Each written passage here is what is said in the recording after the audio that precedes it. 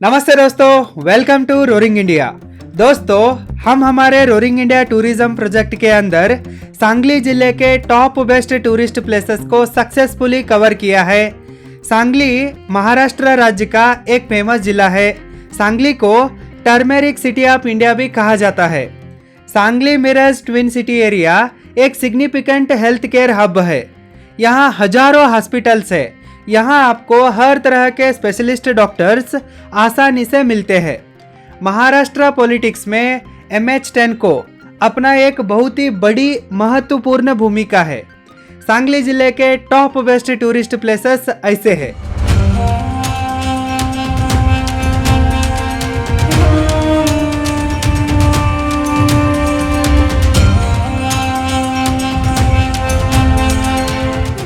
Number 1, Chandoli national park Mandur. Chandoli national park Maharashtra राज्य के सांगली, सातारा, कोल्हापुर और रत्नागिरी इन 4 जिलों के जंक्शन में स्थित है। Chandoli national park Sahyadri tiger reserve का एक मुख्य भाग है। यदि आप इस नेशनल पार्क में जंगल सफारी करना चाहते हैं तो आपको सांगली जिले के शिराळा तालुक के मंडूर गांव को आना पड़ेगा। यहाँ से आपको चांदोली नेशनल पार्क का एंट्री गेट मिल जाएगा। ये जगह डिस्ट्रिक्ट हेडक्वार्टर सांगली से 98 किलोमीटर दूरी पर है और कोल्हापुर सिटी से 78 किलोमीटर दूरी पर है। ये एक एडवेंचरस जंगल जर्नी है, so don't miss it. Number 2, Chandoli dam Mandur Ukadu. Chandoli dam Chandoli national park में ही स्थित है। वारना रिवर ब्रिज से चांदोली डैम का बड़ा दीवार दिखता है। चांदोली डैम को वारना डैम भी कहते हैं और वसंत सागर भी कहते हैं। इस चांदोली डैम को सांगली और कोल्हापुर डिस्ट्रिक्ट्स के एग्जैक्ट बॉर्डर पर वारना नदी के अगेंस्ट बनाया गया है। वारना नदी सातारा जिले के पातरपुंज पठार में प्रचितगढ़ के पास उगम होती है और चांदोली के घना जंगल से बहती हुई चांदोली डैम तक आके पहुंचती है। वारना नदी चांदोली डैम से बाहर निकलकर हरिपुर के पास कृष्णा नदी से मिलती है। सांगली और कोल्हापुर जिलों के सिंचाई के लिए वारना नदी एक लाइफलाइन है। नंबर 3, गुड़े पंचगनी पठार। गुड़े पंचगनी पठार शिराळा तालुक के गुड़े और पंचगनी ये 2 अलग अलग गांवों के बीच में स्थित है। शिरसटवाड़ी घाट से आपको इस पठार का एक ब्यूटीफुल व्यू देखने को मिलता है। यहाँ आपको देखने के लिए कोई बड़ा पर्टिकुलर प्लेस नहीं मिलेगा। जिधर तक आपका नजर जाता है उधर तक आपको हर जगह विशाल पठार ही दिखेगा। बड़ा खाली हरा पठार और बड़े बड़े विंड मिल्स यहाँ के मेजर अट्रैक्शंस है। इस पठार में बहुत सारे विंड मिल्स है। आप इसे पवन चक्कियों का पठार भी कह सकते हैं। गुड़े Panchgani is the प्लेटू of wind mills. कभी कभी सफर मंजिल से भी ज्यादा खूबसूरत होती है। यदि आप ऐसे ही एक खूबसूरत सफर को एंजॉय करने के साथ साथ एक अमेजिंग प्लेस को देखना चाहते हैं तो आपको गुड़े पंचगनी पठार को आना ही पड़ेगा। Number 4, Dandoba hill station Miraj. Dandoba hill station Miraj taluk के बोसे गांव के नजदीक स्थित है। ये एक ब्यूटीफुल हिल स्टेशन होने के साथ साथ एक पावरफुल डिवोशनल प्लेस भी है। ये जगह सांगली सिटी से 37 किलोमीटर दूरी पर है।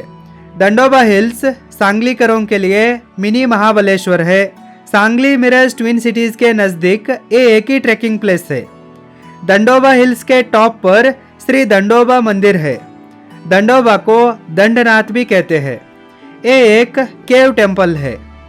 1 डे फैमिली पिकनिक के लिए दंडोबा हिल्स बेस्ट जगह है। रेनी सीजन दंडोबा हिल्स को विजिट करने के लिए बेस्ट टाइम है। Number 5, Sagareshwar wildlife sanctuary और Sagareshwar deer park Devrashtre. Sagareshwar wildlife sanctuary Kadegaon, Palus और वाळवा ये 3 तालुकों के जंक्शन में स्थित है। यदि आप इस वाइल्ड लाइफ सेंचुरी में जंगल सफारी करना चाहते हैं तो आपको कड़ेगांव तालुक के देवराष्ट्रे गांव को आना पड़ेगा। यहाँ से आपको सागरेश्वर वाइल्ड लाइफ सेंचुरी का एंट्री गेट मिल जाएगा। सांगली सिटी से ये जगह 49 किलोमीटर दूरी पर है।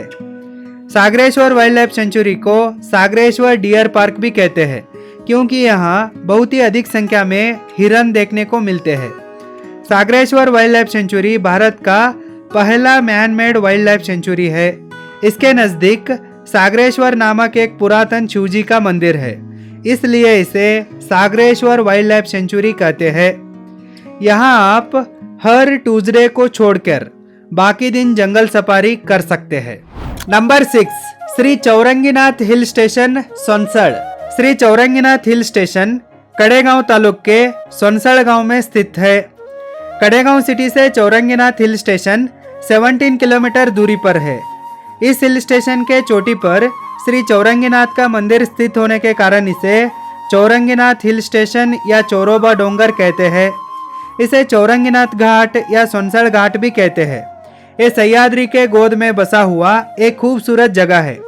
यहाँ आते तक आपको एक एडवेंचरस माउंटेन राइड की एक्सपीरियंस होती है। नंबर 7, रामलिंग बेट आइलैंड बहे। रामलिंग बेट आइलैंड वालवा सिटी से 15 किलोमीटर दूरी पर बहे गांव के नज़दीक स्थित है। रामलिंग बेट को रामलिंग आइलैंड भी कहते हैं। मराठी भाषा में बेट का मतलब होता है आइलैंड। यहाँ कृष्णा नदी के द्वारा एक खूबसूरत नैसर्गिक द्वीप बना हुआ है। इसके बीच में एक पुरातन रामेश्वर मंदिर है, इसलिए इस द्वीप को रामलिंग बेट आइलैंड नाम आया है। रामलिंग बेट एक नेचुरल बर्ड सेंचुरी भी है। यहाँ आप बहुत सारे माइग्रेटरी बर्ड्स को भी देख सकते हैं। ये एक बहुत ही ब्यूटीफुल प्लेस है। You must visit here. Hi, यदि आप प्रोफेशनल वीडियो एडिटिंग को सीखना चाहते हैं तो, मोबाइल वीडियो एडिटिंग को सीखना चाहते हैं तो, आईफोन वीडियो एडिटिंग को सीखना चाहते हैं तो, लॉगिंग को सीखना चाहते हैं तो, स्मार्टफोन फिल्म मेकिंग को सीखना चाहते हैं तो, यूट्यूब चैनल क्रिएशन और मोनेटाइजेशन के बारे में सीखना चाहते हैं तो, फोटोग्राफी को सीखना चाहते हैं तो आप www.roaringfilmschool.com को विजिट कीजिए और सीखिए। Number 8, Sukachari hill station Sukachari. Sukachari hill station Atpadi city से 30 किलोमीटर दूरी पर है। यह हिल स्टेशन अटपाड़ी खानापुर सीमा में महादेव माउंटेन रेंज में स्थित है। एक बड़ा पहाड़ और बड़े बड़े पेड़ों के बीच इस हिल स्टेशन में शुकाचार्य मंदिर है। ये एक सुंदर और शांत पिकनिक स्पॉट है। ये एक हॉट रीजन है और यहाँ बहुत कम रेनफॉल होता है। इस एरिया में आपको हर जगह सूखे पहाड़ ही देखने को मिलते हैं, लेकिन शुकाचारी एक ही जगह ऐसा है कि इधर आपको थोड़ा ग्रीनरी देखने को मिलता है। नंबर 9, श्री क्षेत्र मल्लिकार्जुन आर विलासगढ़ पोर्ट एडेनिपानी। श्री क्षेत्र मल्लिकार्जुन वालवा तालुक के एडेनिपानी गांव में स्थित है। इसे विलासगढ़ पोर्ट भी कहते हैं। ये जगह सांगली सिटी से 37 किलोमीटर दूरी पर है।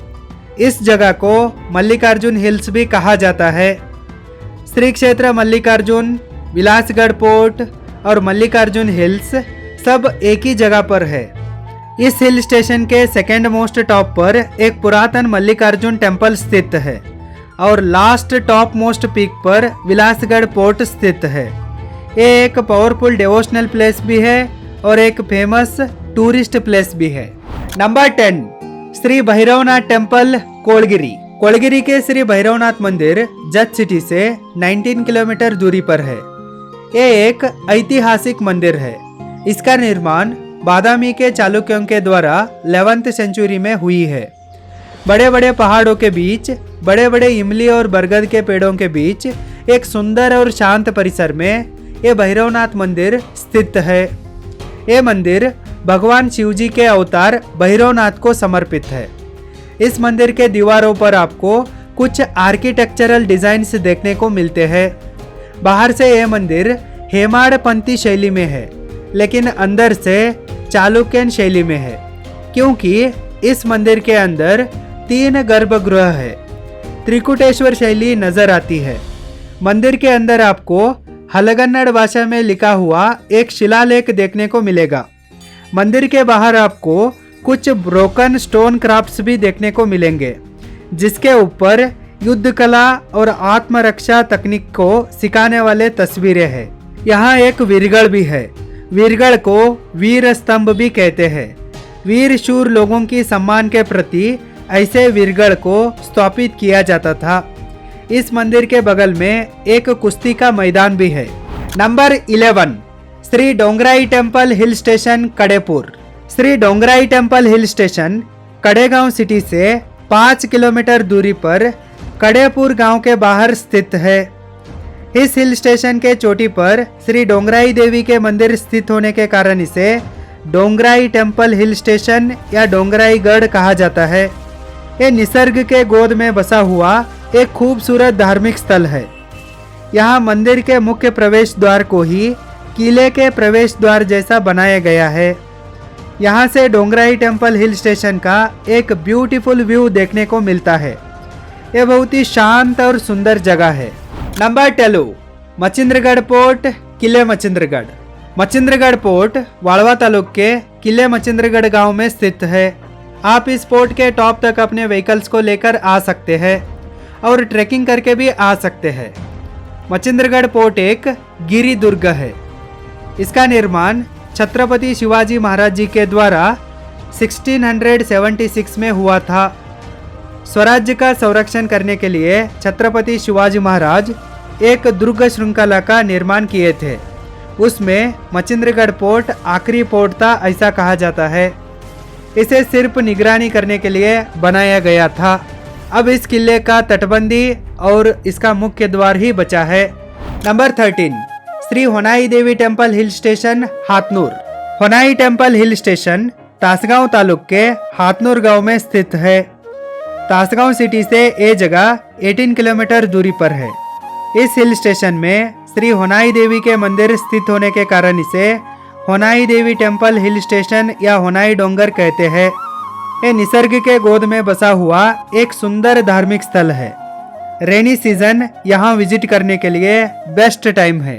Number 14 Shri Dargoba temple hill station Pare. Dargoba temple hill station Khanapur Vita taluk के पारे गांव में स्थित है। विटा सिटी से यह जगह 12 किलोमीटर दूरी पर है।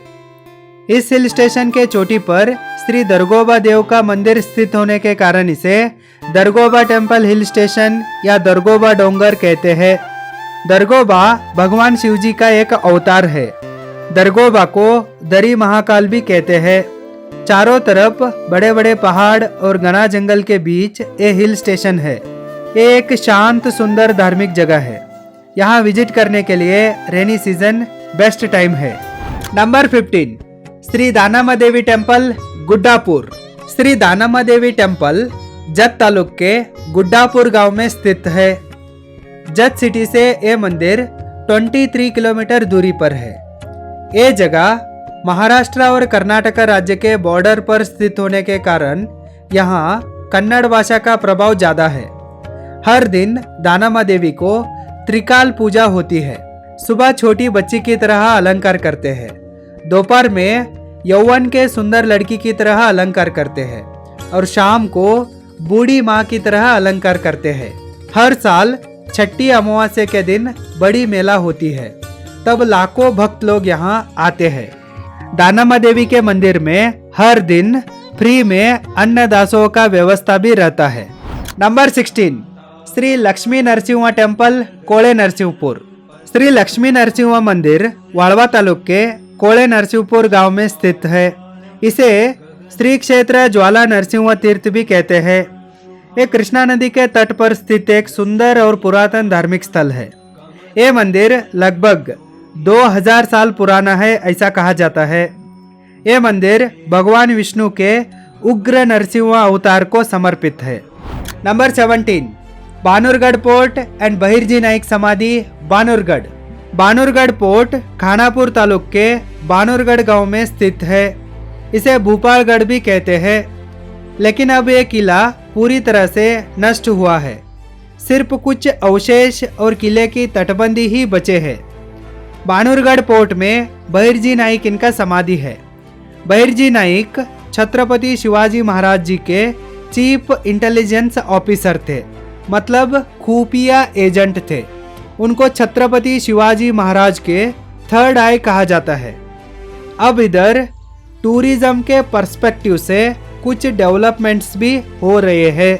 हाय, यदि आप टाइम मैनेजमेंट स्किल्स को, मनी मैनेजमेंट स्किल्स को और बिजनेस स्किल्स को सीखना चाहते हैं तो आप www.roaringbusinessschool.com को विजिट कीजिए और सीखिए। नंबर 18, धम्मभूमि बुद्ध विहार गुगवाड़। धम्मभूमि बुद्ध विहार जत तालुक के गुगवाड़ गांव में स्थित है। ये जगह जत सिटी से 23.5 किलोमीटर दूरी पर है। इस बुद्ध विहार के एंट्रेंस में आपको एक खूबसूरत सांची गेट देखने को मिलता है। बुद्ध विहार के अंदर एक खूबसूरत बुद्ध प्रतिमा को भी आप देख सकते हैं। ये धम्मभूमि बुद्ध विहार आने वाले दिनों में एक बड़ा बुद्धिस्ट एजुकेशनल और कल्चरल सेंटर बन सकता है। नंबर 19, कृष्णा वारणा संगम हरिपुर। मिरज तालुक के हरिपुर गांव के पास कृष्णा और वारणा नदियों का संगम हो रहा है। इस कृष्णा वारणा संगम के पास संगमेश्वर नामक एक पुरातन मंदिर भी है। हरिपुर कृष्णा वारणा संगम पर स्थित एक खूबसूरत गांव है। ये जगह सांगलीकरों के लिए फेवरेट इवनिंग वॉक प्लेस है, क्योंकि ये जगह सांगली सिटी से सिर्फ 3.2 किलोमीटर दूरी पर स्थित है। हरिपुर के कृष्णा वारणा संगम बहुत सारे माइग्रेटरी बर्ड्स के लिए आश्रय स्थान भी है। Number 20, Shri Ambabai temple hill station जत। अंबाबाई टेम्पल हिल स्टेशन जत सिटी से सिर्फ 2 किलोमीटर दूरी पर है। जत सिटी के बाहर एक विशाल फॉरेस्ट एरिया के अंदर एक बड़े पहाड़ के चोटी पर श्री अंबाबाई मंदिर स्थित है। ये पूरा इलाका सांगली वन विभाग के अंतर्गत आता है। This place is the last point of Western Ghats in Maharashtra. यहाँ महाराष्ट्र के वेस्टर्न घाट्स समाप्त होते हैं। यहाँ से आपको जत सिटी का एक ब्यूटीफुल व्यू देखने को मिलता है। हर साल नवरात्रि के समय पर यहाँ स्पेशल कल्चरल प्रोग्राम्स भी होते हैं। नंबर 21, कुलवंतिनी कोड्याचा माळ तासगांव। कुलवंतिनी कोड्याचा माळ या कुलवंतिनी मेज तासगांव सिटी से 18 किलोमीटर दूरी पर योगेवाड़ी गांव के नज़दीक स्थित है। ये जगह कवटे महाकाल तासगांव हाईवे के बगल में ही स्थित है। ये एक फन फजल ट्रैप है। ड्रोन व्यू में ये एक चक्र व्यू की तरह दिखता है। ऐसे कहा जाता है कि इसे 200 साल पहले कुलवंतिनी नाम के एक खूबसूरत लेडी डांसर ने बनाया है। जो इसे सफलतापूर्वक सुलझाता है उसको सुंदर पत्नी मिलती है, और जो कोई इसे सुलझाए बिना हार कर बाहर आता है उसका दुर्भाग्य शुरू होता है। ऐसे बहुत सारे अफवाहें इसके साथ जुड़े हैं, लेकिन ये एक फन फजल है। It is just a fun. Number 22, Shri Yellamma Devi temple Jath. Jath नाम सुनते ही सबको सबसे पहले जत के यल्लम्मा देवी की मेला याद आती है। महाराष्ट्र में होने वाले बड़े बड़े मेलाओं में जत की मेला भी एक है। जत सिटी से सिर्फ 1 किलोमीटर दूरी पर श्री यल्लम्मा देवी का मंदिर स्थित है। ये मंदिर बड़े बड़े बरगद के पेड़ों से घिरा हुआ है। मंदिर छोटा है, लेकिन भक्तों की संख्या बहुत बड़ी है। हर साल कर्नाटका, महाराष्ट्र और आंध्र प्रदेश से लाखों लोग यहाँ देवी के दर्शन के लिए आते हैं। हर साल मार्गशीर्ष महीने के पूर्णिमा के दिन यल्लम्मा देवी की मेला लगती है। इसे देखने के लिए लाखों लोग आते हैं। नंबर 23, सर सेनापति प्रतापराव गुर्जर स्मारक उमरानी। सर सेनापति प्रतापराव गुर्जर स्मारक जत तालुक के उमरानी गांव में स्थित है। ये जगह जत सिटी से 20 किलोमीटर दूरी पर है। जब आदिल शाहियों के आर्मी चीफ बहलोल खान पनाड़ा के ऊपर अटैक करने के लिए आता है, तब मराठा सैन्य के सर सेनापति प्रतापराव गुर्जर उसे उमरानी गांव में रोकते हैं और उसे कैद करते हैं। इस एक ऐतिहासिक घटना के याद के लिए यहाँ सर सेनापति प्रतापराव गुर्जर जी का एक वीर स्मारक को बनाया गया है। इस उमरानी गांव में ही गुड्डापुर दानम्मा देवी का जन्म हुआ है, इसलिए दानम्मा देवी का भी एक मंदिर इस गांव में है। Number 24, Shri Harneshwar Shiva statue Raiwadi. Harneshwar Shiva statue Kavathemahankal taluk के रायवाड़ी गांव में स्थित था। कौटेमंकाल सिटी से रायवड़ी 14 किलोमीटर दूरी पर है। इधर एक पुरातन हरनेश्वर शिवा मंदिर है। इसके बगल में एक बड़ा शिवा स्टैचू थी, लेकिन अब किसी कारणवश ये नष्ट हुई है। इस स्टैचू का हाइट अराउंड 72 फीट था। इस जगह के चारों ओर छोटे छोटे पहाड़ और बड़े बड़े विंड मिल्स है। हरनेश्वर शिवा स्टैचू अब सिर्फ एक याद है बस। आगे आने वाले दिनों में इसका पुनर्निर्माण भी हो सकता है। Number 25 and last, Sangli city. अब सांगली सिटी में देखने लायक ऐसा कोई भी हिस्टोरिकल प्लेस नहीं बचा है। बड़े बड़े बिल्डिंग्स खड़े हुए हैं, फिर भी आप सांगली पोर्ट के कुछ निशान को देख सकते हैं। सांगली का इरविन ब्रिज एक आइकॉनिक आइडेंटिटी है। सांगली का कृष्णा घाट एक बेस्ट इवनिंग वॉक प्लेस है और सांगली के गणेश मंदिर को आप जा सकते हैं। अगर आप सांगली सिटी को आए हैं तो गणेश मंदिर का दर्शन लिए बिना आप जा ही नहीं सकते। सच में सांगली एक खूबसूरत जिला है। आप इसे देखने के लिए वक्त निकाल के आइए। ओके दोस्तों, ये है सांगली जिले के टॉप बेस्ट टूरिस्ट प्लेसेस। यदि आप इन सारे लोकेशंस के बारे में डिटेल में जानना चाहते हैं तो आप रोरिंग इंडिया यूट्यूब चैनल के महाराष्ट्र टूरिज्म प्लेलिस्ट को देखिए। यदि आपको रोरिंग इंडिया की कोशिश अच्छी लगी है तो इस वीडियो को लाइक कीजिए और इसे अपने सारे दोस्तों के साथ शेयर कीजिए।